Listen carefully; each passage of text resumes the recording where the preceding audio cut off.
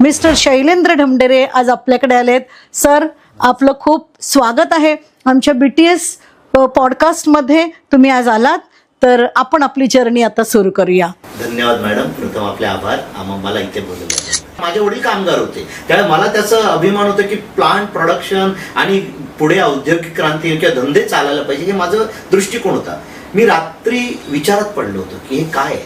प्राण कंठाशी आलेत किंवा जीवन मरणाचा प्रश्न निर्माण झालाय असं कधी तुमच्या HR मध्ये घडलं का? कारण तुम्ही इंडस्ट्री कामगार यांच्याशी रिलेटेड होतात. हे मी पहिले 10 वर्ष जे म्हटलं त्या काळामध्ये थोडे काही अनुभव आले. रोज भीती वाटायची घरी जाताना की अरे आज काहीतरी गडबड झाली आहे. व्यवस्थापन म्हणा, युनियन प्रतिनिधी म्हणा, किंवा काही प्लांटमध्ये प्रोडक्शन कमी आहे किंवा काय मार्केटच्या कंडिशनमुळे प्रत्येकाच्या प्रोफेशनमध्ये प्लस किंवा मायनसेस असतात. आपल्याला काही गोष्टी सगळ्या गोष्टी आपण कंपनीच्या किंवा प्रोफेशनच्या घरी आणू शकत नाही. मला तुम्हाला सांगायला आनंद वाटेल की मी नावं नाही घेणार कंपन्यांची, परंतु 7 ते 8 कंपन्या त्यांचा टर्नओव्हर हा 10,000 ते 100,000 कोटींमध्ये, ज्यांच्या लिडरशिप टीमबरोबर मी HR ऍडवायझर म्हणून काम करतोय. ओके. आता तुम्ही सध्या मी त्यांना ऍडवाइस करतोय. एक आपण जोपर्यंत एक गोल ठेवत नाही तोपर्यंत आपल्याला ऊर्जा मिळत नाही. ओके. आणि त्याच बरोबरीने चांगल्या पद्धतीने कामं करायची.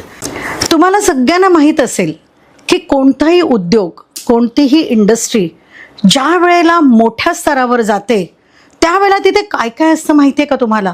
तुम्ही किती उत्तम मटेरियल टाका, कितीही चांगली मशिनरी टाका, परंतु जोपर्यंत तुमच्याकडे मॅन पॉवर चांगली नाही आहे ना, तोपर्यंत तुमचं पुढे जाणं हे होऊ शकत नाही. चालू शकतं, कासवाच्या गतीने चालेल, पण सशाच्या गतीने जर पळायचं आहे ना, तो उत्तम मॅन पॉवर पाहिजे. मग अशी मॅन पॉवर क्रिएट करणारे आणि अचूक निर्णय क्षमतेसाठी जे प्रसिद्ध आहेत असे HR फील्डमधले मिस्टर शैलेंद्र ढमढेरे आज आपल्याकडे आलेत.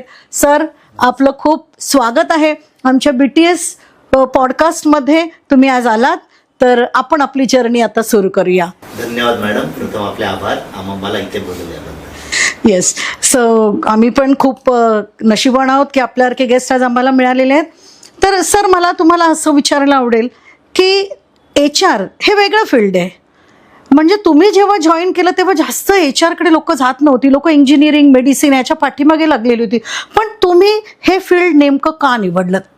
मॅडम, अगदी सत्य सांगायचं तर मला याबद्दल फारशी माहिती नव्हती. परंतु झालं काय की कॉलेजमध्ये असताना मी सायन्स स्टुडंट होतो. परंतु एक वेगळ्या व्यक्तिमत्वाशी बोलताना मला एक सवय लागली की आपण त्यांचा अभ्यास करा व्यक्तिमत्वांचा, आणि त्यातून एक आवड निर्माण झाली. तरी सुद्धा मला HR या फील्डबद्दल खरं माहिती नव्हती.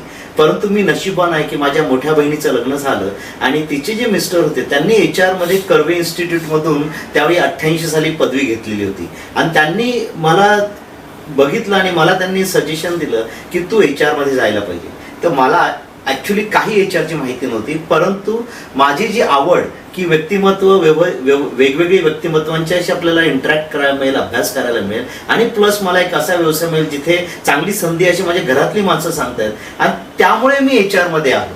ही सुरुवात होती माझी HR. हो, म्हणजे तुमच्या अगोदरचं पण कोणीतरी तुमच्या समवयस्कच ह्या फील्डमध्ये होते. ते मग कुठे असतात? ते RCF ला होते. त्यांनी 35 वर्षांअधिक तिकडे सेवा केली आणि त्यांनी HR नंतर कमर्शियल फंक्शन्स पण हँडल करून रिटायर्ड झाले. त्याला मला एक कळलं HR कुठेही जाऊ शकतं आणि यशस्वी होऊ शकतं. अतिशय यशस्वी अशी त्यांची सांगता झाली आणि त्यांनी मला सुरुवात करून दिली. वा वा वा. म्हणजे बाळकडूच म्हणायचं थोडक्यात तुम्हाला मिळालं. सर, मला हे विचारायला तुम्हाला आवडेल की HR हे फार मोठं फील्ड आहे. त्याच्यामध्ये नॅशनल कंपनीज आहेत, मल्टीनॅशनल, इंटरनॅशनल कंपनीत.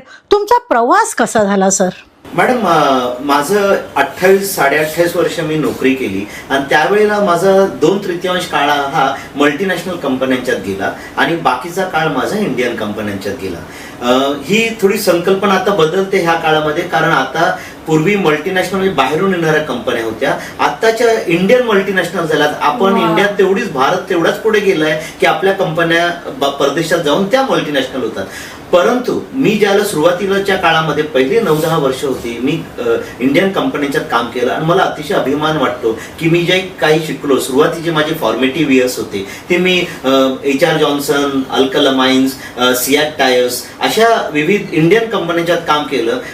त्यामुळे मला त्याचा फार फायदा झाला आणि एक फोकस करून शिकण्यासाठी मला माझं जे करिअर सुरुवात झाली आणि ते बिल्ड झालं त्या इंडियन कंपनीच्यात सुरुवात झाली.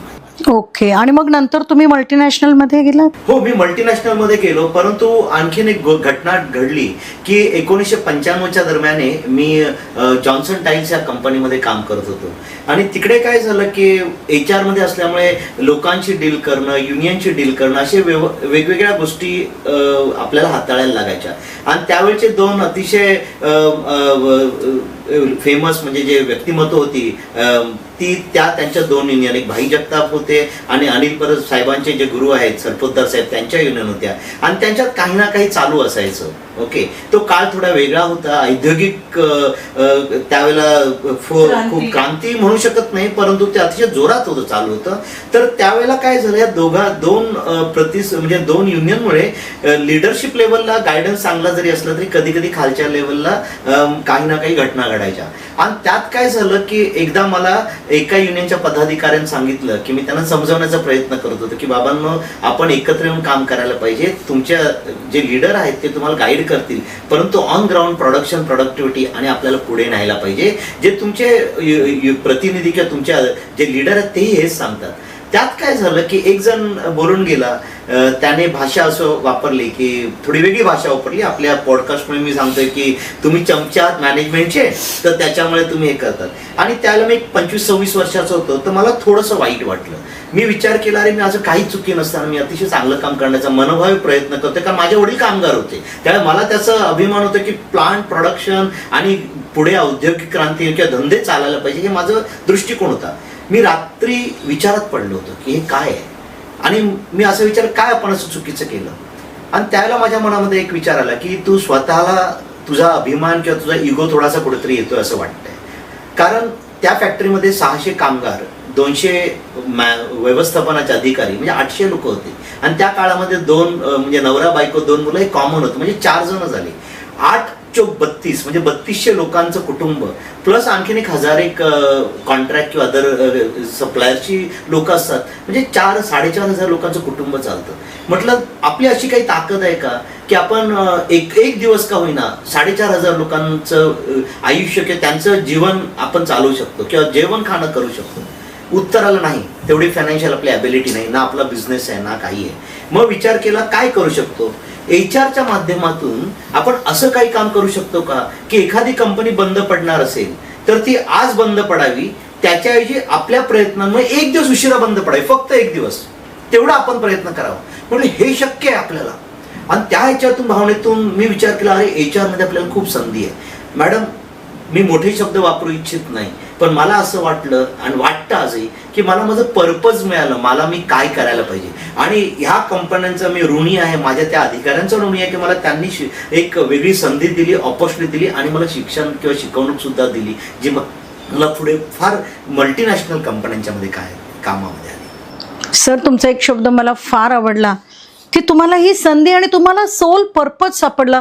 मोठे मोठे साधू संत ह्या सोल पर्पजच्या पाठीमागे धावत असतात पण तुम्हाला तुमच्या कार्यक्षमतेमुळे किंवा तुमच्या बरोबर जी लोक होती, तुमची जी वागण्याची स्टाईल असेल, काम करण्याची स्टाईल असेल, त्यामुळे सोल पर्पज सापडणं. आणि प्रत्येकाने मी आजच्या पिढीला हे सांगू शकते की सरांचं हे वाक्य नक्की लक्ष ठेवा, आपापल्या कामामध्ये जर सोल पर्पज निवडला आणि तो मिळाला तर क्या कहना. तर सर, मला पुढे असं तुम्हाला विचारायला आवडेल की हे करत असताना तुम्ही जे मला आता बोललात, मी एक बेधडक प्रश्न तुम्हाला विचारू इच्छिते की प्राण कंठाशी आलेत किंवा जीवन मरणाचा प्रश्न निर्माण झालाय असं कधी तुमच्या HR मध्ये घडलं का? कारण तुम्ही इंडस्ट्री कामगार यांच्याशी रिलेटेड होतात. हे मी पहिले 10 वर्ष जे म्हटलं त्या काळामध्ये थोडे काही अनुभव आले. रोज भीती वाटायची घरी जाताना की अरे आज काहीतरी गडबड झाली आहे, व्यवस्थापन म्हणा, युनियन प्रतिनिधी म्हणा किंवा काही प्लांटमध्ये प्रोडक्शन कमी आहे किंवा काय मार्केटच्या कंडिशनमुळे उद्या काय होणार याची चिंता असायची. कित्येक वेळा असं वाटायचं की अरे बापरे, उद्या प्लांट चालू होणारच नाही. आणि बघायला गेलं तर आपल्या पर्पजच्या विरुद्ध आहे. तर करायचं काय, रात्री झोप कधी कधी जायची मॅडम, हे मी मान्य करतो. परंतु दुसऱ्या दिवशी आलो, गंमत म्हणजे प्लॅन चालू आहे. आणि असं एकदा नाही झालं, बऱ्याच वेळा झालं. आणि त्याच्यानंतर मला ते कळलं नाही. म्हणजे काही गोष्टी आहेत ना आयुष्यात उलगडत जातात. ही एक अशी उलगडलेली गोष्ट आहे ह्याचं उत्तर काही वर्षांनी मला एका लीडरने दिलं. त्याला कुठचाही अवघड प्रश्न असला, आयुष्यातला असते, कंपनीतला असते किंवा कुठलाही असू दे, तर घाई करू नका. त्या दिवशी शांतपणे संध्याकाळी झोपा, काहीच विचार करू नका, आणि दुसऱ्या दिवशी तुम्हाला उत्तर सापडेल. मॅडम, ही काही जादूची कहाणी नाहीये किंवा मी कुठलंही असं काही प्रपोगेट करू इच्छित नाहीये, परंतु ते तुम्हाला आणि समोरच्यांना विचार करण्याची संधी देते. आणि त्याच्यातून दुसरा दिवस नक्की चांगला असतं, मी तुम्हाला 100% सांगू शकतो. आणि पर्सनल लाईफ असू द्या नाही तर प्रोफेशनल लाईफ असू द्या, इररेस्पेक्टिव्ह of the profession function, this works. These are the magical thoughts or some techniques I could learn during my journey. वा, माझ्या सगळ्या तरुणाईला मी हे सांगू शकते की तुम्ही खूप स्ट्रेसमध्ये असता, जॉब जाईल का, बॉस काय करतो, हे सगळं सगळं सगळं पर्सनल लाईफमध्ये ज्यावेळेला तुम्ही झुंजत असाल, तुम्हाला त्रास होत असेल, तर सरांनी हा तुम्हाला एक मॅजिकल मंत्र दिलेला आहे. प्लीज प्लीज प्लीज ह्या मॅजिकल मंत्राचा वापर करा. सर, तुमची जी फॅमिली आहे त्या फॅमिलीला सुद्धा टेन्शन असेल, कारण तुम्ही अजूनही माझ्या त्या नक्की उत्तराकडे येत नाही आहात. कारण मी अनुभवलेलं आहे की HR मॅनेजरला कधी कधी मारलं जायचं, धोपटलं जायचं. तर असा काही अनुभव, आणि तुमच्या फॅमिलीला त्याचं फिअर असं कधी झालेलं आहे का? मॅडम, हा जो आहे ना आता मारणं किंवा असं काही करणं, हा थोडासा इतिहास झालाय. लोक over a period of time mature झाले आणि असे सिच्युएशन होते. परंतु प्रत्येकाच्या प्रोफेशनमध्ये प्लस किंवा मायनसेस असतात. आपल्याला काही गोष्टी, सगळ्या गोष्टी आपण कंपनीच्या किंवा प्रोफेशनच्या घरी आणू शकत नाही. तर त्यामुळे काही गोष्टी आपल्याकडे ठेवायला लागतात. मनात एक खात्री पाहिजे की आपण चुकीचं करत नाही आहोत. आणि ज्याला तो आत्मविश्वास तुमच्याकडे असतो की आपण योग्य कामासाठी, योग्य कार्यासाठी करतोय, आणि लोकांना आज कळत नाहीये, परंतु त्याची जाणीव होईल आणि कुठे ना कुठेतरी लाईक माइंडेड माणसं मिळतात. आणि मॅडम, माझा आत्तापर्यंतचा अनुभव आहे, मी थोडा देवावर विश्वास ठेवतो, परंतु रस्ता मिळतो. आणि काही लोकांना वाटू दे, पण जर का तुमचं उद्देश चांगला असेल आणि तुम्हाला जेन्युइनली काम करायचं, मॅडम, सपोर्ट हा मिळतोच. वा वा वा वा वा. म्हणजे म्हणतात ना की तुम्हाला काही लोकांना ॲडवाईस करायचं, किंवा ॲडवाईस नाही म्हणणार, काही सांगू इच्छित आहे, तर तुम्हाला कुणी सद्गुरू किंवा आणि कुणी भेटण्याची गरज नाही आहे, की अशा काही व्यक्ती ज्यांनी स्वतःचे अनुभव घेतलेले ते तुम्हाला परफेक्ट सांगू शकतात. सर तुम्हाला वारंवार गोष्टी सांगतात. हा पॉडकास्टमध्ये अनेक अशा गोष्टी तुम्हाला सरांकडनं मिळणारच आहेत, तुम्ही अनुभवणार आहात. सर, आणखीन एक मला एक विचारायचं तुम्हाला, की मल्टीनॅशनल कंपनी आणि इंडियन कंपनी ह्यांच्या कार्यपद्धतीमध्ये काही वेगळे पण होतं का?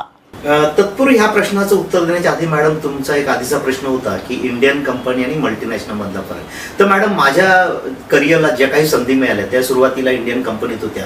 मात्र 1998 नंतर मी BASF, Cadbury, Johnson and Johnson आणि मध्ये काही काळाकरता रिलायन्स रिटेल, परत एक इंडियन कंपनी. परंतु माझ्या 28 पैकी 18 वर्ष मी मल्टीनॅशनल कंपन्यांच्यात काम केलं. तिकडे एक लिडरशिप किंवा विचारांची जी हे होती, म्हणजे एक स्ट्रक्चर्ड वे ऑफ थिंकिंग होतं, ते मला खूप कामी आलं. आणि त्याच्यानंतर ह्या ज्या कंपन्या आहेत, म्हणजे कॅडबरी म्हणा, जॉन्सन अँड जॉन्सन म्हणा किंवा BASF म्हणा, ह्या 125-150 वर्षापेक्षा जास्त चाललेल्या आणि अतिशय सक्सेसफुली चाललेल्या कंपन्या आहेत. म्हणजे ह्यांनी 2 महायुद्ध पाहिली, त्यांनी कित्येक महामारी इन्क्लुडिंग कोविड पाहिला, आणि तरी सुद्धा आजही त्या कंपन्या स्ट्रॉंग आहेत. आणि त्या नॉर्मली असं म्हटलं जायचं, आता इंडियन कंपनीज खूप चांगला पगार देतात, पण त्या काळामध्ये एक समज होता जो बऱ्याच अंशी बरोबर होता, की मल्टीनॅशनल कंपन्या भरपूर चांगला पगार देतात. आणि ते खरंही होतं. फॅसिलिटी म्हणा, पगार म्हणा, किंवा एक पूर्णपणे एक संधी जी दिली जाते ती जरा चांगल्या प्रकारची मला तरी मिळाली, मी असं म्हणू शकतो. तर त्यांच्या विचार आणि ध्येय धोरणामध्ये थोडासा फरक असतो. उदाहरणार्थ मी ह्याचं जॉन्सन अँड जॉन्सनचं उदाहरण घेईन. तिकडे आमची एक क्रेडो सिस्टम होती, आणि क्रेडो काय म्हणायचे की आपले काय समाजाच्या, म्हणजे आपल्या ओव्हरऑल आपल्या काय रिस्पॉन्सिबिलिटीज आहेत, तर ते म्हणायचे स्टेक होल्डर, म्हणजे ज्यांचे पैसे कंपनीमध्ये गुंतले त्यांना बेनिफिट देणं हे आपलं, त्याच्याशिवाय आपण चालू शकत नाही. Survival is depend on that. पण ती शिडीची सगळ्यात शेवटची, की तो मंदिराचा कळसाचा भाग आहे, त्याच्याशिवाय तुमचं मंदिर कम्प्लीटच होत नाही. पण त्याच्या खाली बेस जो आहे त्याच्यामध्ये आपल्याला कस्टमर सगळ्यात पहिला आहे, मग सोसायटीची काळजी घ्यायला पाहिजे, पेशंटची काळजी घ्यायला पाहिजे, आपल्याला एन्व्हायरमेंटची काळजी घ्यायला पाहिजे, आपल्या कर्मचाऱ्यांची काळजी घ्यायला पाहिजे. ह्यांची पहिली काळजी घेणं आहेच. आणि त्याच्यानंतर तुम्हाला ह्यांची काळजी घेत असताना तुम्हाला शेवटी तुम्हाला त्या कळसाची काळजी नाही घेतलं तर मंदिर पूर्ण नाही. म्हणजे survival is depend on that. तर ते करण्यासाठी म्हणजे कुठेही शॉर्टकट करायचा नाही, अतिशय कायदेशीररित्या कंप्लायन्स मॅनर आणि एथिकल वेजने काम करायचं. परंतु आपला जो मेन पर्पज आहे की आपला इन्व्हेस्टर किंवा आपले जे स्टेक होल्डर्स आहेत त्यांचं नुकसान होता का, म्हणजे त्यांना त्यांच्या ज्या अपेक्षा आहेत त्या पूर्ण व्हायला पाहिजे, तत्पूर्वी ह्या गोष्टी कंप्लीट व्हायला पाहिजे. म्हणजे त्याची जबाबदारी प्रत्येक अधिकाऱ्यावरती, प्रत्येक कर्मचाऱ्यावरती की आपल्याला जे काम करायचं ते बेस्ट इन क्लास असायला पाहिजे, ते फर्स्ट टाइम राईट ह्या कन्सेप्टवर असायला पाहिजे, एक कोलॅबरेशनने काम करायला पाहिजे, तरच या गोष्टी सहज शक्य होतील. कारण पूर्वी कसं होतं, सिम्पल फॉर्म्युला होता, प्रोडक्शनची कॉस्ट किती मार्जिन पाहिजे, that was equal to selling price. नंतर इक्वेशन बदललं, सेलिंग प्राइस मार्केट ठरवायला लागलं, प्रॉफिट स्टेक होल्डरने डिसाईड केलंय. तुमच्याकडे राहिलं काय, तर फक्त जे उत्पादन किंवा लेबर कॉस्ट, इनपुट कॉस्ट ती कमी करायची. मग तुम्ही कसे करणार, वेगळ्या प्रतीचे विचार, डिफरंट वेज ऑफ थिंकिंग आणि खूप अतिशय कमिटमेंटने प्रोडक्शन, प्रोडक्टिव्हिटी आणि एकमेकाला सहकार्य करून काम करायचं. आणि त्याच्यात ह्या झाल्या काही गोष्टी ज्या प्रत्येकाने करायला पाहिजे. म्हणजे तो कॉन्ट्रॅक्टचा एम्प्लॉय असू दे, तो वॉचमॅन असू दे, नाही तर मॅनेजिंग डायरेक्टर असू दे, प्रत्येकाला या गोष्टींची काळजी घ्यायला पाहिजे. आपली एक प्रतिमा आहे, ती प्रतिमा अजून वरच्या लेवलला कशी जाईल आणि आपण दुसऱ्यांसाठी कसे एक्झाम्पल बनवू, ह्या काही गोष्टींची अपेक्षा म्हणजे समाजाची पण आपल्याकडनं अपेक्षा असते, तर त्या गोष्टी पूर्ण करायच्या. आणि त्याच्यामध्ये आणखीन एक सुरुवातीच्या काळामध्ये असं एक प्रिन्सिपल होतं, म्हणजे लिडरशिप चे बरेचसे प्रिन्सिपल, त्याच्यात काही थॉट्स असतात. मला 2000च्या काळामध्ये एका मॅनेजिंग डायरेक्टर म्हणाले की आपण जोकर सारखं पाहिजे सर्कस मधल्या, एकाच वेळी 7-8 चेंडूंबरोबर खेळायचं, म्हणजे 2 चेंडू आपल्या तळव्यांवर असतात, बाकी हवेत असतात. हे चेंडू म्हणजे काम, म्हणजे मल्टीटास्किंग. परंतु जसं मी कॅडबरी, जॉन्सन आणि ह्या कंपन्यांच्यात येत गेलो, त्याला ते काय म्हणाले, फ्युअर अँड बिगर, फोकस करा आणि त्याला मोठं करा, आणि ते एवढं मोठं करा की त्याची दखल प्रत्येकाला घेणं भाग आहे, आणि त्याच्यासाठी प्रयत्न करा. मॅडम, हे एक अतिशय सुंदर असं मी म्हणेन की मला शिकायला मिळालं काही तत्व किंवा काही फिलॉसॉफी, आणि त्याच्यासाठी मी शतशः ऋणी ह्या कंपन्यांचा. आणखीन मी जसं सिॲट RPG ग्रुपमध्ये काम केलं, कसं लोकांशी काम करायचं आणि कसं लोकांना वरती आणायचं, त्या काही गोष्टी शिकलो मी त्यांच्याकडनं. रिलायन्समध्ये ज्याला आलो, रिलायन्स कंपनीमध्ये भव्य दिव्यता, कुठली गोष्ट मोठी. आणि मॅडम, तो जो विचार होता, म्हणजे एक वेळ होती 1000 अधिक एम्प्लॉई फक्त आमच्या HR डिपार्टमेंटला 2008 साली होते. आणि जे डिसिजन मेकिंगची जी फ्लेक्सिबिलिटी असते ना, एजिलिटी असते, जे लवचिकता म्हणा किंवा ते स्पीड म्हणा, अमेझिंग. का कंपन्या पुढे जातात आणि का पुढे जायला पाहिजे, आणि काय ॲडव्हान्टेज असतं आपण ज्याला मोठे होत जातो त्यावेळेला, आणि त्याचबरोबर आपली सामाजिक जबाबदारी काय येते, ह्या गोष्टी खूप महत्त्वाच्या आहेत. मी एवढा नशिबान आहे की मी ज्या माझ्या अधिकाऱ्यांबरोबर काम केलं, माझ्या सर लोकांबरोबर काम केलं, का ज्या व्यक्तींबरोबर काम केलं, त्या लोकांच्यामुळे आणि विविध कंपन्यांच्यामुळे माझं आयुष्य आणि अनुभव समृद्ध होत गेला. आणि मी इथे एक नमूद करू इच्छितोय की जसं मॅनेजमेंटकडनं मी शिकत गेलो, त्यावेळेला मी युनियन पदाधिकाऱ्यांकडनं त्यांची कमिटमेंट, त्यांची पॅशन, त्यांना असलेल्या डिफिकल्टीज, मी ज्या वेळेला म्हणजे तो you should know where the shoe pinches हे जे आपलं म्हटलं जातं, मॅडम, मी हे बघितलं की त्यांच्या पण काय डिफिकल्टीज असतात, ज्याला आपण अंडरस्टँड करतो ना दुसऱ्याला, त्यावेळेला काम सुलभ होतं. कारण त्याचा पर्स्पेक्टिव्ह, त्याच्या डिफिकल्टीज ह्या तुम्हाला समजून घेणं जरूरच आहे. आता मी थोडासा बायस्ड होतो, म्हणजे मी म्हटल्याप्रमाणे माझे वडील कामगार होते, त्यामुळे कुठलीही कंपनी बंद पडू नये त्याच्यासाठी ध्येय धोरण असावं, आणि त्यासाठी आपण काय करू शकतो तो प्रयत्न करावा. आणि माझ्या प्रत्येक कंपनीमध्ये ही संधी मिळाली. मला कॅडबरीला स्पेशली ठाणा प्लांट बंद करण्यासाठी घेतलं होतं. मॅडम, मी 2010ला कंपनी सोडली 2 वर्ष काम करून, परंतु त्याला मला गॅरंटी होती कंपनी लगेच बंद पडणार नाही. ती 2018 सालापर्यंत चालली. BASF या कंपनीमध्ये सुद्धा काही प्लांट आम्हाला 2005 साली बंद करायचे होते. मी आणि माझ्या सहकार्याने काही कामं केली, त्यामुळे तो पर्टिक्युलर प्लांट अतिशय प्रॉफिटेबली 2015 पर्यंत चालला. म्हणजे जे पर्पज होतं की एक दिवस चालू शकतं का मॅडम, अतिशय संधी मिळाली. आणि मी आज आनंदाने सांगू इच्छितो की माझ्या फंक्शनने, माझ्या प्रोफेशनने, माझ्या व्यवसायाने मला भरपूर काही दिलं, पण आनंद मात्र खूप प्रचंड दिला आणि त्याचा मला खूप अभिमान आहे आणि आय एन्जॉय इट. तुमचा बिझनेस लहान असो किंवा मोठा असो किंवा मध्यम असो, सरांनी इतकं सुंदर तुम्हाला मार्गदर्शन केलंय की नेमकं काय तुम्ही केलं पाहिजे.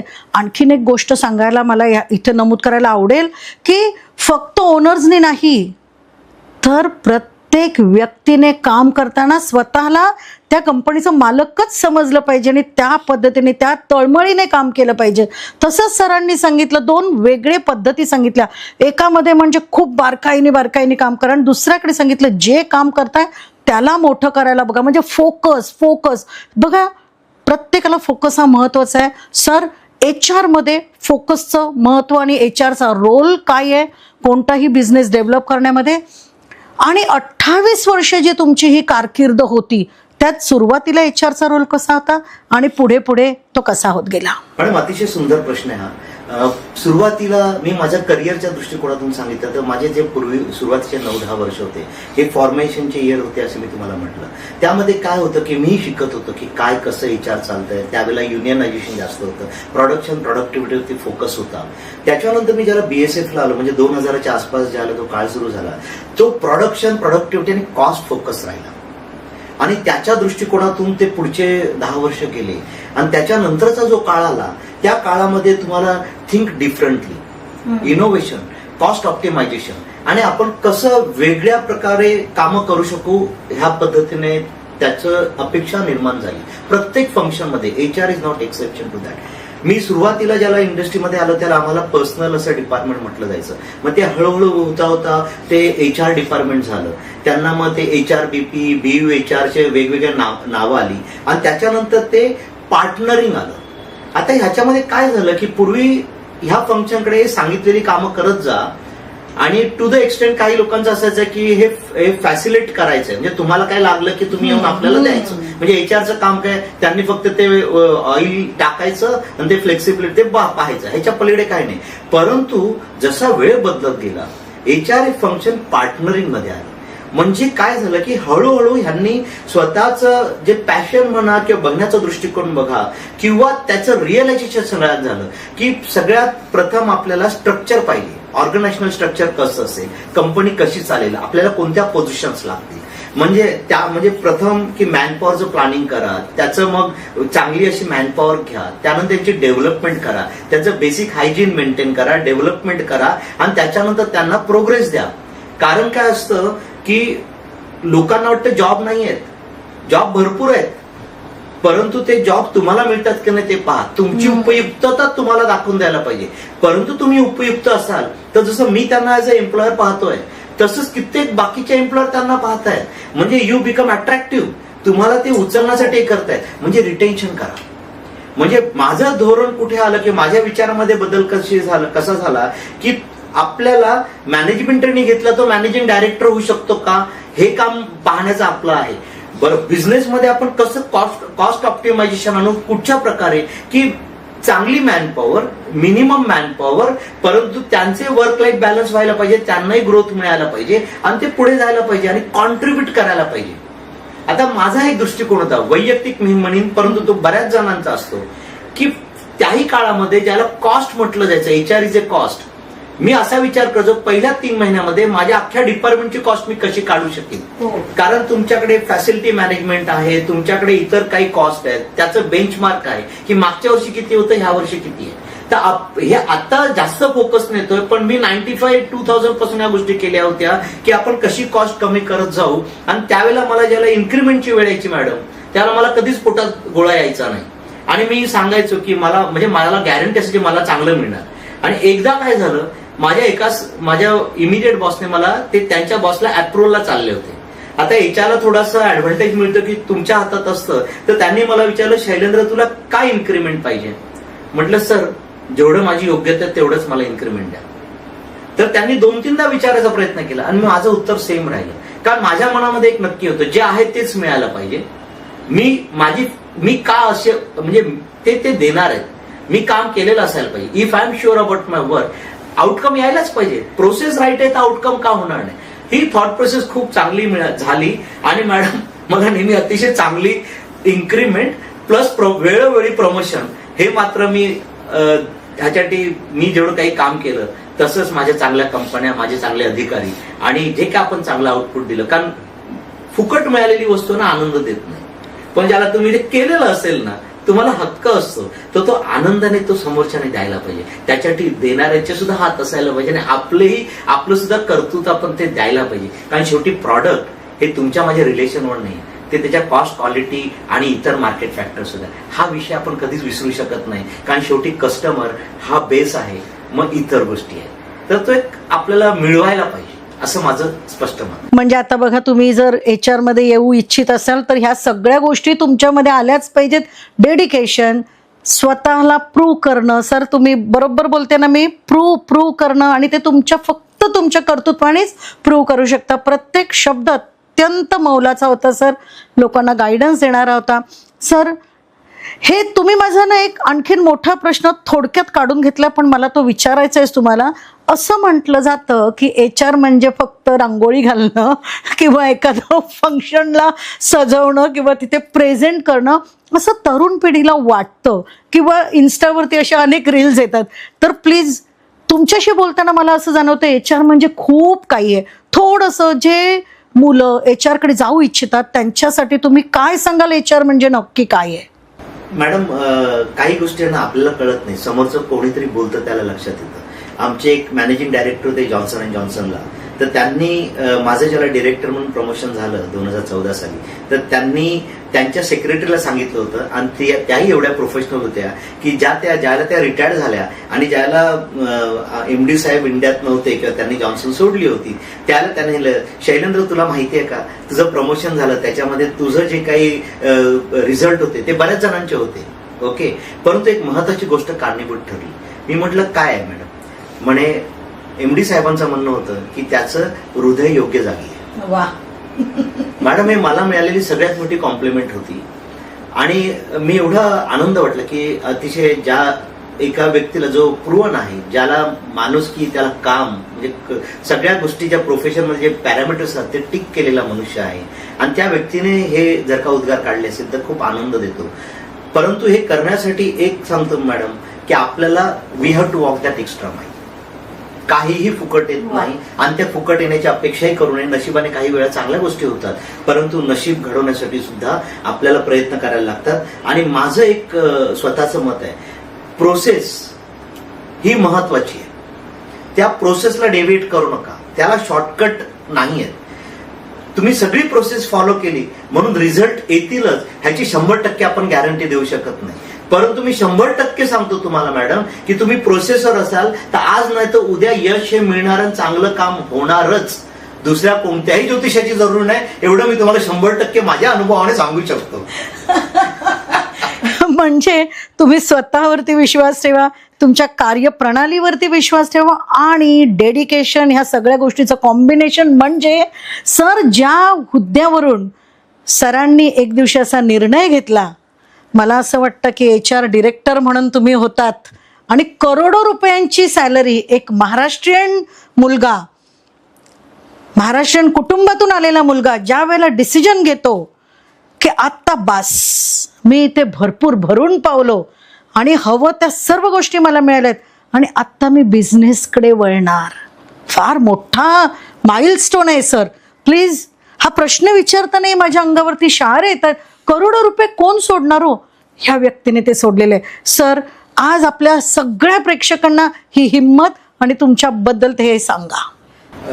मॅडम, मी ज्या गोष्टींच्यामुळे जी काही कारणं होती ज्यामुळे मी नोकरी सोडून बिझनेसमध्ये आलो ते मी त्याच्याबद्दल येईनच, परंतु हे सगळं करण्यासाठी किंवा विचार येण्यासाठी सगळ्यात महत्वाचं आपलं फॅमिली असतं. आणि ह्याचं जे बीज पेरलेलं होतं ते मी शाळेत असताना माझ्या वडिलांनी पेरलेलं.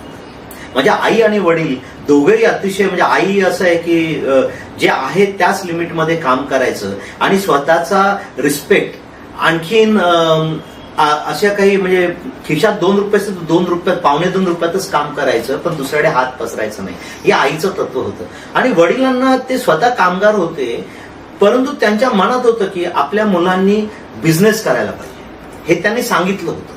91 साली ज्यावेळेला मी HR कम्प्लीट केलं, मास्टर डिग्री झाली माझी, त्यावेळेला काही कारणानिमित्त बिझनेसमध्ये जाणं झालं नाही. 98-99 पर्यंत घरच्या मोठ्या भावाचा बिझनेस होता आणि तो खूप छान चालायला लागला, म्हणजे मी नोकरी सोडू शकलो असतो. परंतु त्याच वेळेला BSF, रिलायन्स, कॅडबरी, जॉन्सन असं येत गेलं, कुठेतरी मोह येत गेला. असं होता होता वयाची 50 क्रॉस झाली, त्याला मी आलो. परंतु इव्हन त्या 51 वर्षी तुम्ही म्हणाल्याप्रमाणे की एवढा मोठा जॉब, सगळ्या फॅसिलिटीज, आणि मी ज्याला नोकरी सोडायचं ठरवलं, मी मार्च 2018 राजीनामा दिला. कंपनीने मला 13 महिन्याने रिलीव्ह केलं मार्च 2019ला. त्यावेळेला मला 2 गोष्टींचा आनंद झाला की जॉन्सन सारख्या कंपनीला माझी रिप्लेसमेंट ही काहीही मोठी गोष्ट नाही, परंतु आपणही काहीतरी थोडंफार कॉन्ट्रीब्युशन केलं असेल की त्यांना वाटतं थांबावं.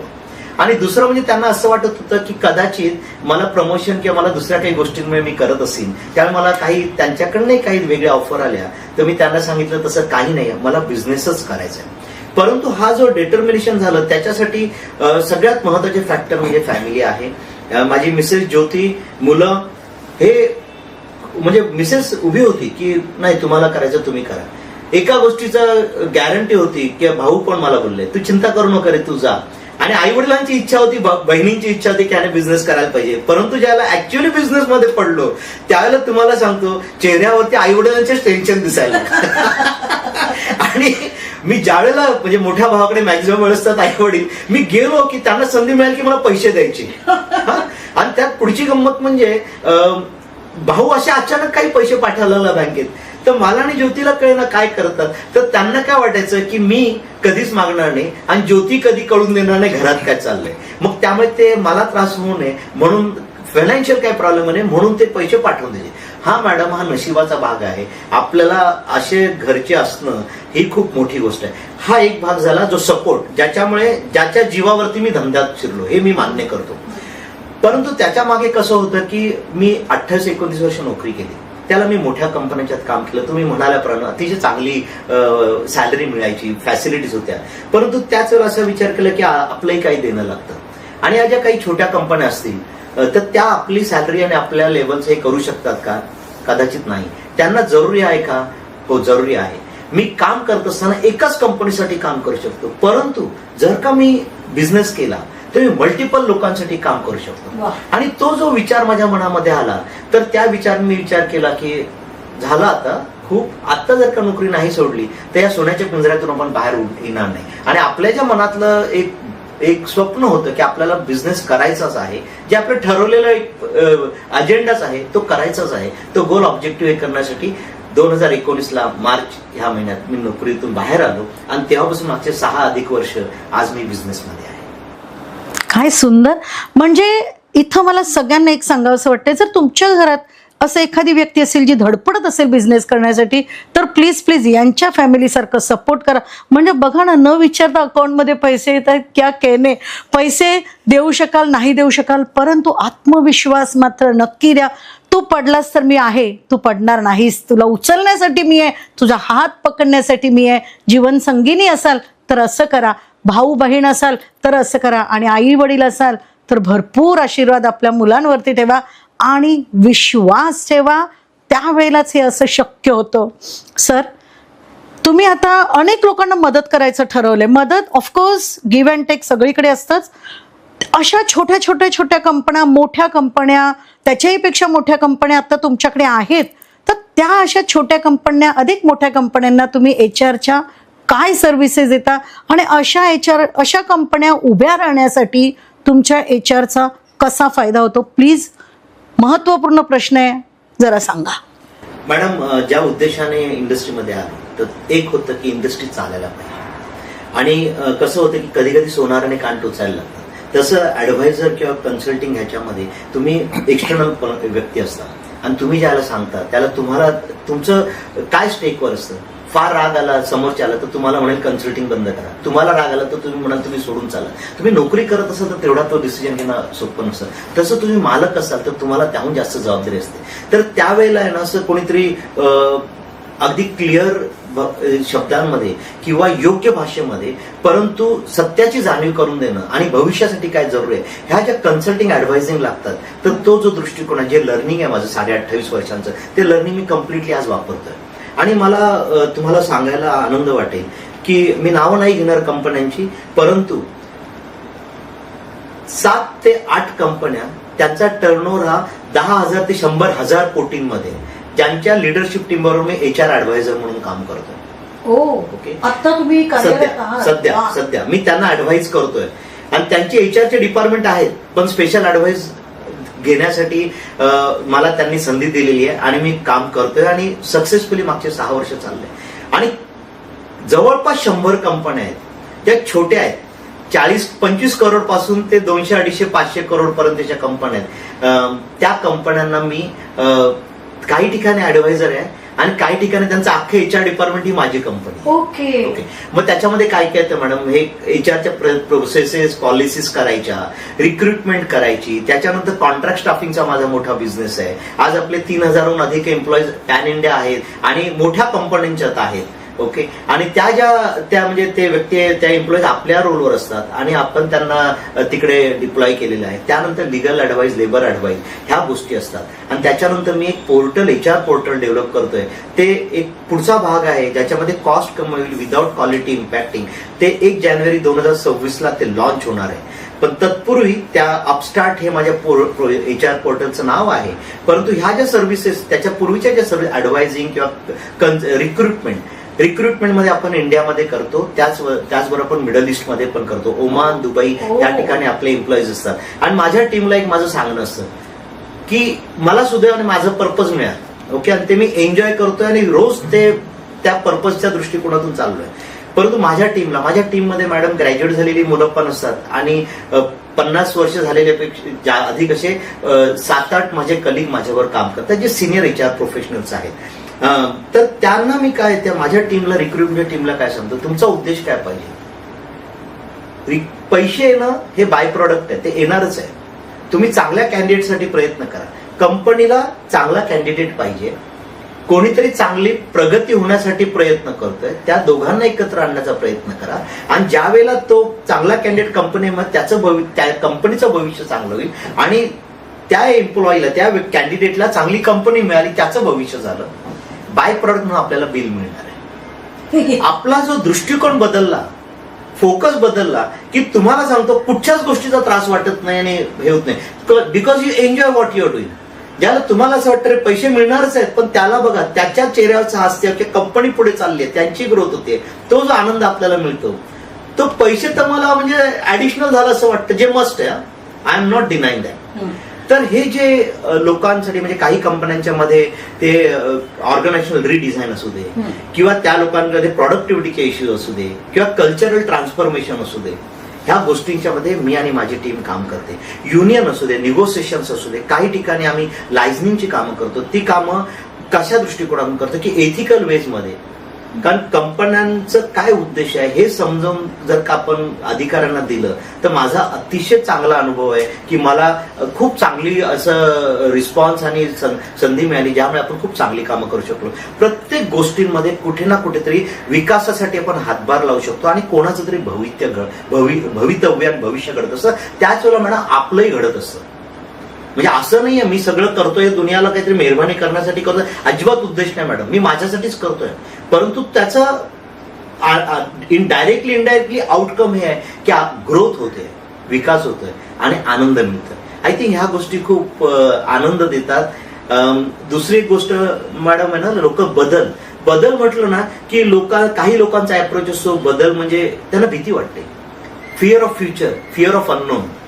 मॅडम तुम्ही मला सांगा, बदल, आपण ज्या बदलाची आपल्याला भीती वाटते, तुम्ही जन्माला आलात त्या दिवसात शेवटच्या दिवस तुम्हाला प्रत्येक दिवशी बदल, तुम्ही बाळ म्हणून कसे होतात, तरुण म्हणून कसे होतात, वयस्कर म्हणून कसे आहात, पुढे काय होतं, हा बदल आपल्याला रेजिस्ट करू शकतो का? प्रयत्न करतात हो, तुम्ही ऑपरेशन कराल, सर्जरी कराल, काही कराल, पण किती केलं तरी बदल होतोच. थोडा उशिरा होईल की लवकर होईल, ह्याच्या पलीकडे काय. म्हणजे जी गोष्ट आहे, जी अटळ आहे, तिलाच आपण घाबरतोय.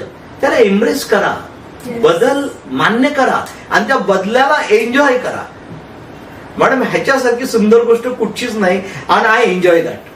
म्हणजे ज्या वेळेला अजून एक गोष्ट सांगू इच्छितो, ज्याला नोकरी सोडायच्या वेळी मी बऱ्याच जणांना कन्सल्ट केलं की तुमचे अनुभव काय.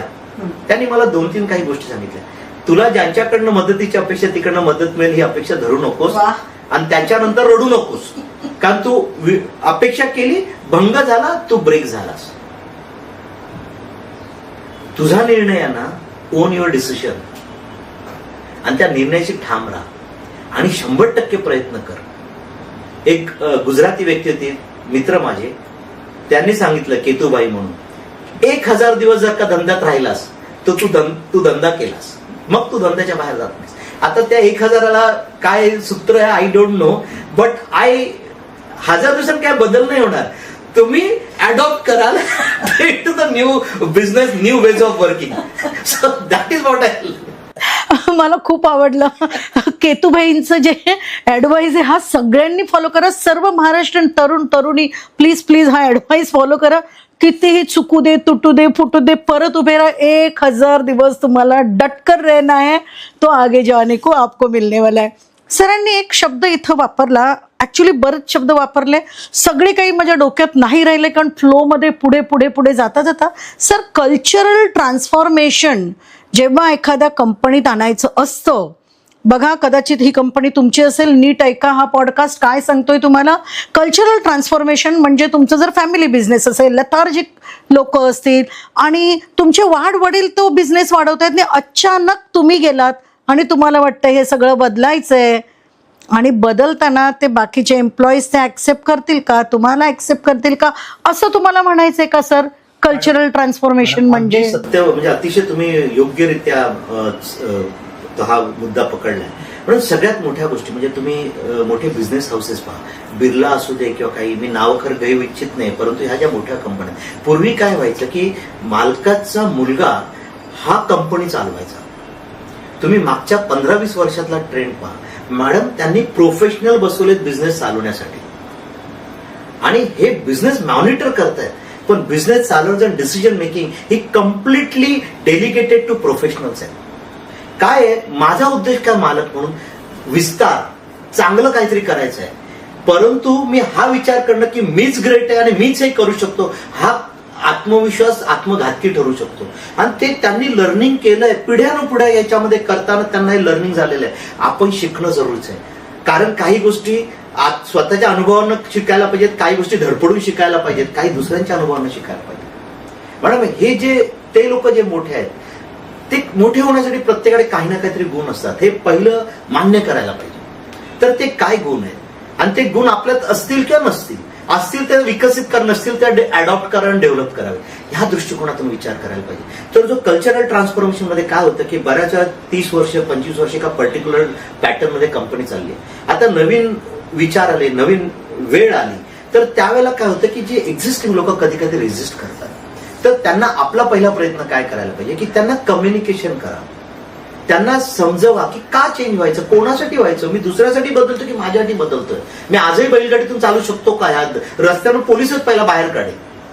म्हणजे आज आपल्याला अडॉप्ट करून चेंज होणं तसंच आहे, बदल होत राहतात.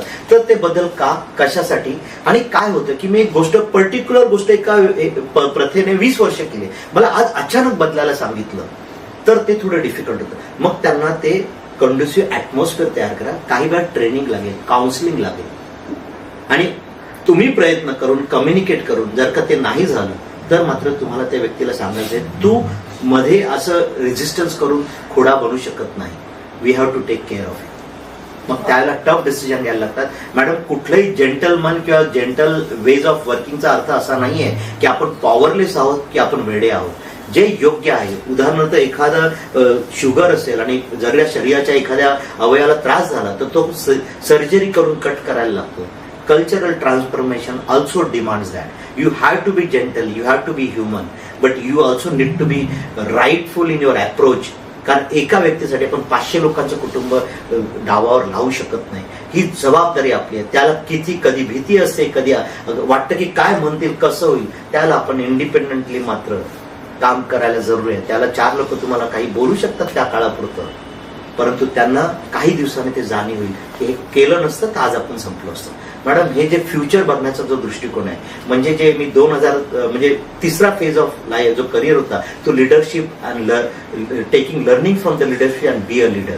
I think that happen during my multinational company journey. आणि मला प्रत्येकाने, ह्याचा अर्थ असा नाही की मला आधीच्या कंपन्यांमध्ये लिडरशिप मिळाली नाही, त्याला थोडंसं माझा अनुभव कमी होता, त्यामुळे मी फोकस वेगळा होता आणि आपण पुढे गेलो. सर, आता मला तुम्हाला एक गोष्ट विचारायची आहे की तुम्ही नक्की काय काय सर्व्हिसेस लोकांना द्याल आणि लोकांनी तुमच्याकडनं आता छोटे मोठे बिझनेसने काय तुमच्याकडनं अपेक्षित करत, थोडक्यात पण तुमच्या सर्व्हिसेस सांगा की लोक तुम्हाला अप्रोच करतील त्यासाठी. मॅडम, जे छोट्या कंपन्या, मिड साईज कंपन्या आहेत, त्यांच्याकडे HR डिपार्टमेंट नसेल तर त्यांचं कम्प्लीट काम आम्ही पाहतो. आमचा कोणी एम्प्लॉई असतो तो आठवड्यातून एकदा दोनदा डिपेंडिंग ऑन द रिक्वायरमेंट त्यांच्या कंपनीमध्ये किंवा ऑफिसमध्ये असू शकतो, त्यांचं कम्प्लीट HR आम्ही पाहतो, जे प्रॅक्टिकली कॉस्ट इफेक्टिव्ह परंतु एफिशियन्सी आणि क्वालिटीमध्ये फरक नाही. मोठ्या कंपन्यांच्या बरोबर आम्ही ॲडव्हायझरीची कामं करतो, त्यांचे HRचे डिपार्टमेंट असतं, त्या बरोबरीने आम्ही काम करतो. रिक्रुटमेंट आम्ही करतोच चांगल्या कंपन्यांसाठी. आणि त्याच्यानंतर जे कॉन्ट्रॅक्ट स्टाफिंग आहे त्याचं आम्ही काय बदल घडवतो की आम्ही का आमच्या कंपनीमध्ये फरक काय, टॅलेंट को काय वेगळं करतो. मॅडम, आम्ही कुठलंही नॉन कम्प्लायंट काम करत नाही.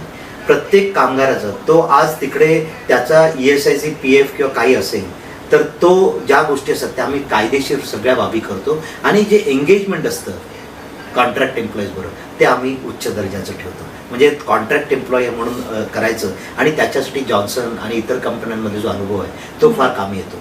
चौथी गोष्ट म्हणजे आम्ही जे हे करतोय म्हणजे टेक्नॉलॉजी डेव्हलपमेंट. आत्ताच्या सर्वात सिम्प्लिसिटी आणि cost effectiveness with the quality is the Mantra for the future. तर त्यासाठी आम्ही काय केलं की माझं मी जॉन्सनमध्ये असताना वर्कडे नावाचं एक हे होतं, म्हणजे त्यांचं जे प्रोसेस आहे लाईफ सायकल मॅनेजमेंट ते मी स्वतः इंडियासाठी इम्प्लिमेंट केलेलं होतं. तसं शेअर्ड सर्व्हिसेस 2010 साली मी जॉन्सन अँड जॉन्सन स्वतः फॉर्म केली होती आणि कम्प्लीट तिन्ही सेक्टरचं मी त्यावेळेला हेड करत होतो. तर ह्या ज्या गोष्टींचा अनुभवाचा फायदा घेऊन अतिशय चांगल्या टेक्नॉलॉजी कंपनीच्या सहाय्याने आम्ही आमचं पोर्टल तयार करतोय, जेणेकरून ऑनबोर्डिंग म्हणजे सुरुवातीला ऑफर लेटर देण्यापासून ते एक्झिट म्हणजे शेवटचं फुल अँड फायनल करण्यापासून ज्या काही लाईफ सायकलमध्ये एम्प्लॉयच्या लाईफ सायकलमध्ये गोष्टी आहेत त्या सगळ्या गोष्टी सिस्टमच्या थ्रू होतील. सिस्टम अतिशय सिम्पल, कॉस्ट इफेक्टिव्ह आणि आउटकम बेस्ट इन क्लास असेल अशा पद्धतीने आम्ही काम करतोय. ती 1 जानेवारी 2026 आम्ही ती लॉन्च करणार आहोत. आणि ती सर्व्हिस आली, कारण आत्ताच्या ज्या आहेत सर्व्हिसेस ज्या आहेत त्याच्यामध्ये एक तर कॉस्ट मोठा इफेक्ट आहे. दुसरी गोष्ट म्हणजे कधी कधी त्यांना काही गोष्टी सिम्प्लिफाय करताना चॅलेंज येतात, जे आम्ही आमची टीम आमच्या डोमेन एक्सपर्टाईजमुळे करू शकतो. आणि दुसरी गोष्ट म्हणजे ते काही सर्टन नंबरच्या खाली सर्व्हिस देत नाही. आम्ही प्रयत्न करणार, आम्ही सगळ्यांकडे जाऊ. आणि ज्या कंपन्यांना मॅडम स्वतःचं डिपार्टमेंट नाही आहे त्यांना आम्ही फक्त सांगा तुमच्या अटेंडन्स आणि लिव्ह टाकायला सांगा एम्प्लॉईला आमच्या सिस्टमच्या थ्रू किंवा मोबाईलच्या थ्रू. त्यांचं बाकी सगळं लाईफ सायकल आम्ही मॅनेज करू. याच्यामुळे मॅडम आमच्या ॲडव्हायझरी सर्व्हिसची पण कॉस्ट कमी होणार आहे. आणि ह्याचा युनिक पर्स्पेक्टिव्ह असा आहे की आज ज्या मल्टीनॅशनल कंपन्या आहेत त्या आमच्याकडनं काय अपेक्षित करतील, त्यांना काय आम्ही देऊ शकू. तर त्यांच्याकडे कंप्लायन्स किंवा कॉन्ट्रॅक्ट एम्प्लॉईचा कंप्लायन्स हा मोठा इश्यू असतो. आमच्या सिस्टममध्ये आम्ही त्या गोष्टी as a part of system देणार आहोत. म्हणजे भले त्यांना मोठ्या कंपन्या त्यांच्या सिस्टम आहेत, त्यांनी दुसऱ्या कोणाच्या तरी घेतल्या आहेत, परंतु त्यांना ह्या कामासाठी जे स्पेशली कोणाच्या तरी सर्व्हिस घ्यायला लागतात किंवा माणसं ठेवायला लागतात ती कम्प्लीट काम आमची प्रोसेस आणि सिस्टम देणार आहे. ते अतिशय सिम्पल, अतिशय डायनॅमिक आणि युजर फ्रेंडली आम्ही केलंय. आणि आमच्या प्रत्येकाच्या अनुभवाचा त्याच्यासाठी खूप फायदा होणार आहे. त्यामुळे अपस्टार्ट जी आमची नवीन येऊ घातलेली सिस्टम आहे ती 2026 1 जानेवारीपासून आमच्या एम्प्लॉय बाहेरच्या वेंडरसाठी आम्ही लॉन्च करणार आहोत पॅन इंडिया बेसिसवर, even beyond India. That's what our next plan is. खूप सुंदर. बघा, जर तुम्ही कोणत्याही प्रकारचा उद्योजक असाल, प्लीज मटेरियल, मशीन, मनी सगळं टाकाल पण मॅनला विसरू नका. कारण जर प्रॉपर ह्युमन बिईंग म्हणजे प्रॉपर लेबर तुमच्याकडे असेल, प्रॉपर ॲडमिनिस्ट्रेटर तुमच्याकडे असेल तर तुमच्या बिझनेसला 4 चांद लागू शकतात, उंचावर तुम्ही जाऊ शकता. आणि तुमचं डोकं याच्यापासून बाजूला होऊन तुम्ही आणखीन वेगळ्या गोष्टीमध्ये, वेगळ्या सिस्टममध्ये टाकू शकता. तर त्यासाठी तुम्हाला टॅलेंट कोचे हे शैलेंद्र ढमढेरे आहेत, यांनाच कॉन्टॅक्ट केलं पाहिजे. कारण कदाचित एक फोन कॉल तुमचं आयुष्य, तुमच्या कंपनीचं आयुष्य आणि तुमच्या कामगारांचं आयुष्य बदलू शकतं, तुमच्या कस्टमर्सना सुद्धा खूप आनंद मिळू शकतो त्यातून. तर असे हे शैलेंद्र ढमढेरे टॅलेंट कोच आहेत. सर, तुमची ही उत्तुंग जर्नी पाहिली, धडाडीची जर्नी वाटली मला ही. म्हणजे डिसिजन घेणं काही सोपं नाही आहे. सगळेजण सांगत असतात तू आधी उडी मार, पाठीमागे मी आहे. पाठीमागे असतीलच याची गॅरंटी नसते, परंतु इतकं तुम्ही नशिबवान, भाग्यशाली, सगळी लोक तुमच्या बरोबर, घरदार सगळं बरोबर, आणि तुमच्यातला जो धडाडीपणा आहे तो सगळं असल्यामुळे तुम्ही इथवर पोचलात. याच्या पुढे तुमची जर्नी काय आहे, कारण आय नो दॅट की तुम्ही थांबणार नाही आहात. तर तुम्हालाही तुमच्या बिझनेसमध्ये काहीतरी वेगळेपण, ट्रान्सफॉर्मेशन आणि आणायचं असेल तर तुमचा आता पुढचा काय विचार आहे? पण आधीच्या एका प्रश्नाचं उत्तर होतं, तुम्ही कामगार म्हटलं तर इथे मला एक करेक्शन करू इच्छितोय. कामगार नाही, कर्मचारी. माझ्या दृष्टीने व्यक्तिमत्व फुलवणं हे आमचं काम आहे, त्यांना सपोर्ट करणे काम आहे. त्यामुळे आम्ही सिनियर लिडरशिपला कोचिंग पण करतो. म्हणजे इथे फक्त कामगार नाही आहे, प्रत्येक कर्मचारी जो ऑफिस किंवा कंपनीमध्ये येतो त्याच्यासाठी आम्ही कटिबद्ध आहोत आणि आमची कंपनी म्हणजे सिनियर लेवल अगदी मॅनेजिंग डायरेक्टर पर्यंत मॅनेजिंग डायरेक्टर पर्यंत. सो तेच झालं. आणि तुमचा जो प्रश्न होता सस्टेनेबिलिटी किंवा फ्युचर प्लॅनचा, सुदैवाने आणि आमच्या सगळ्यांच्या एफर्ट्सने आणि ब्लेसिंग्समुळे आज टॅलेंटको हा जवळपास 100 करोडच्या आसपास टर्नओव्हर असलेली ग्रुप कंपनी झालेली आहे. आणि आनंद वाटतो पाठी वळून पाहताना की ज्या उद्देशाने आपण हे केलं होतं तो उद्देश सक्सेसफुल झाला आहे. येत्या ह्या वर्षीचं जर का बघितलं म्हणजे फायनान्शियलमध्ये आमचा टर्नओव्हर इन बिटवीन 100 to 150 करोडच्या आसपास जाईल. परंतु मॅडम एक आहे की हे एकट्याचं काम नसतं. माझ्याकडे अतिशय म्हणजे सिनियर लिडरशिप मेंबर आहेत जे प्रोफेशनली काम करतोय. दुसऱ्या सांगे तत्वज्ञान स्वतः कोरडेपासून असं होऊन चालत नाही. हा एक खांबी तंबू असू शकत नाही. Sustainability is must. तर त्या दृष्टिकोनातून माझे सिनियर कलिग्ज आहेत जे हेड करतात फंक्शन, त्यांचं डिसिजन मेकिंग इंडिपेंडंट आहे. त्याचबरोबरीने माझा जो 2 नंबरचा मुलगा आहे राहुलने 2 वर्षापूर्वी सिम्बॉयसिसमधून हे केलं, MBA कम्प्लीट केलं. आणि त्याला मी विचारलं, माझ्या मोठ्या मुलानेही सिम्बॉयसिसमधून केलं होतं, सुनबाईंनी सुद्धा सिम्बॉयसिसमधून केलंय. ऑफकोर्स ते दोघे जण सध्या कॉर्पोरेट वर्ल्डमध्ये आहेत. त्यांची इच्छा असेल त्याला ते मला जॉईन करू शकतात आपल्या कंपनीला ग्रोथ करण्यासाठी. राहुलने मात्र 2 वर्षापूर्वी झालं की मला बिझनेस जॉईन करायचा आहे. तो सध्या बिझनेसमध्ये आहे. तो टॅलेंट ॲक्विजिशन आणि बिझनेस डेव्हलपमेंट ह्याचा हेड आहे आणि तो सपोर्ट करतोय माझ्या इतरांच्या बरोबर. एक आहे मॅडम, ह्या फिगर्स का ठेवावेत, एक आपण जोपर्यंत एक गोल ठेवत नाही तोपर्यंत आपल्याला ऊर्जा मिळत नाही. ओके. आणि त्याच बरोबरीने चांगल्या पद्धतीने कामं करायची आहेत. म्हणजे मी जसं क्रेडो जॉन्सन बद्दल म्हटलं, आमची छोट्या प्रकारे आम्ही काही संस्थांना CSRच्या रूपाने, ज्या मी नावं घेणार नाही, त्यांना आम्ही त्यांच्या कंप्लायन्स त्यांचा आम्ही बिना कॉस्ट पाहतो. No fees to be charge for those services. अशा रीतीने आमचं छोटंसं CSR कॉन्ट्रीब्युशन सोसायटी करताना आम्ही चालू केलंय. आणि त्याचबरोबरीने 500 करोडचं आम्ही टर्नओव्हर आपल्याला लवकरात लवकर पोहोचायला पाहिजे हा एक उद्देश ठेवलेला आहे. आणि हे करत असताना कुठे माणुसकी, कुठे इथिकल वेज ऑफ वर्किंग ह्या गोष्टी होता कामा नये. इंडस्ट्री पुढे जायला पाहिजे, लोक पुढे जायला पाहिजे, आनंद मिळायला पाहिजे आणि ही जर्नी कंटिन्युअस राहायला पाहिजे. हे करण्यासाठी हा बिझनेस ग्रो होणं प्रॉफिटेबली जरूर आहे. तर त्या दृष्टिकोनात 500 करोडचं टर्नओव्हर आहे, उद्दिष्ट आहे. त्याला मी इयर्सचं ठेवलेलं नाही, कारण मला आहे ना, I am positive thinker and always say that की लोकांनी पॉझिटिव्ह सकारात्मकता असायला पाहिजे. मला ते वर्ष ठेवून तेवढीच 5 वर्ष म्हटलं तर 5 का लागावी, 3 का नाही? बरोबर आहे. तर मी कशाला स्वतःला रिस्ट्रिक्ट करू की मला 5 वर्षाचा स्कोप दिलाय. I am saying that I should give my best, we should try our best. आम्ही सगळे आमची टॅलेंटकोची टीम मिळून आणि सगळ्यांच्या सहकार्याने, सगळ्यांच्या आशीर्वादाने आम्ही लवकरात लवकर त्या उद्दिष्टाकडे जाऊ. हा उद्देश आहे आमचा आणि त्या दृष्टिकोन आम्ही पाहतोय. त्यामुळे त्याला वर्षाचा आम्ही टाइम लिमिट नाही दिलंय. आम्ही ते एन्जॉय करत ही जर्नी, मात्र एन्जॉय करत असताना स्वतः आनंद मिळत असताना दुसऱ्यांनाही त्याचा आनंद मिळून त्यात एक वेगळा आनंद असतो. त्यामुळे इंडस्ट्रीमध्ये एक असं गमतीशीर आमची जर्नी चालू आहे. टॅलेंटको आणि आम्ही सगळी टीम आमची त्याला कटिबद्ध आहोत. आम्ही ती आमची वाटचाल सध्या चालू. वा, ह्या तुमच्या वाटचालीला BTS म्हणजे बियॉन्ड द स्पॉटलाईट करून खूप खूप शुभेच्छा.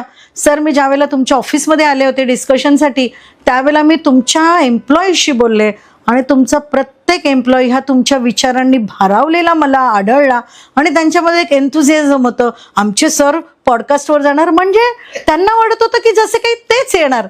म्हणजे हे तुम्ही कमावलेलं यश आहे असं मला वाटतं.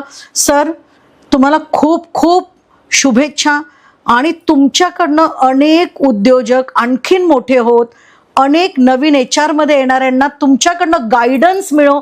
सरांचा नंबर मी देणार आहे. सर तुम्हाला त्यांना गायडन्स द्यावा लागेल आणि मला हे माहिती आहे की सरांना गायडन्स द्यायला आवडतो. तर प्लीज हा गायडन्स घ्या. एक्झॅक्टली कसं जायचं, MBA कुठून करायचं, काय काही वाटलं तरी सरांकडे तुमच्यासाठी 24 तासातला थोडासा वेळ नक्कीच आहे आणि सर काढतील ह्याची मला गॅरंटी आहे. सर खूप खूप धन्यवाद. आज आपण इथे आलात आणि आमच्या प्रेक्षकांना, माझ्या मित्रमैत्रिणींना इतकी सुंदर माहिती दिलीत. पुन्हा एकदा धन्यवाद. मॅडम धन्यवाद ही संधी दिल्याबद्दल आणि हे मतं प्रदर्शित करायची जी ऑपॉर्च्युनिटी मिळाली ती ऑपॉर्च्युनिटी फार महत्त्वाची आहे. त्यामुळे आपले आणि आपल्या संस्थेचे आभार. भेटूया. धन्यवाद. नक्की.